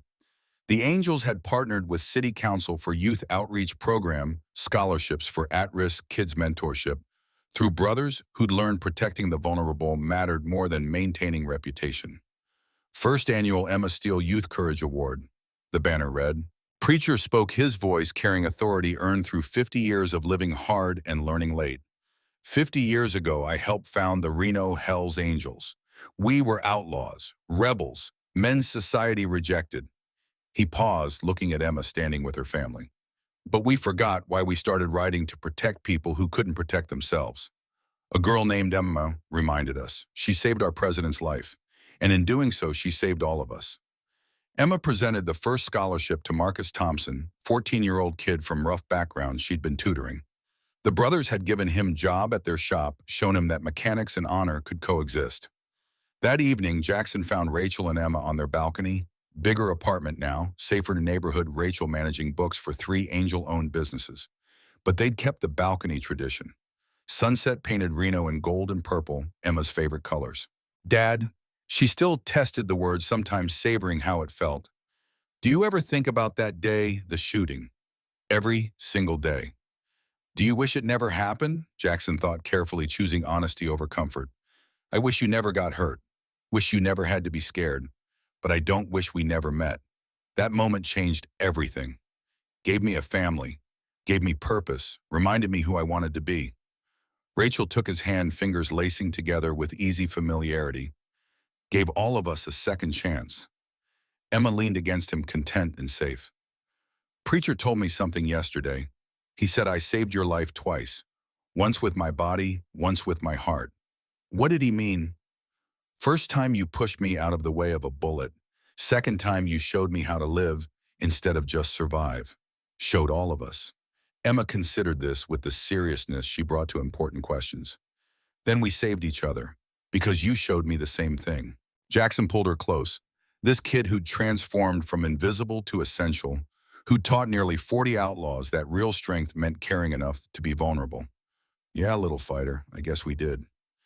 Inside the apartment, framed photos lined the mantle. Emma, 9, in hospital, surrounded by brothers. Adoption day, with her on Jackson's shoulders. Recent picture of Emma, Rachel, Jackson, and Preacher on bikes together, all smiling. One more photo sat beside them. Newer, the entire chapter at Community Center. Ribbon-cutting Emma front and center, wearing her leather jacket, 38 men behind her standing, not as gang, but as family. Jackson had spent 3 decades trying to prove his father wrong about choosing the outlaw life. Turned out he'd been answering the wrong question. It wasn't about proving the choice right. It was about making the choice mean something. Emma meant something, family meant something, being strong enough to care meant everything. His phone buzzed, Axe texting about church meeting tomorrow, routine business. Nothing urgent, just brotherhood continuing, evolving, choosing to be better because a 9-year-old girl taught them how. Jackson looked at his daughter legally, his now not just in heart, but in law, and his woman who'd chosen to trust despite every reason not to, and his brothers who'd stayed when leaving was easier. This was the life his father never understood, the one Jackson spent 3 decades building without knowing what he was building toward. Turned out salvation wore purple and took bullets for strangers and reminded grown men that protecting the innocent wasn't weakness. It was the whole point.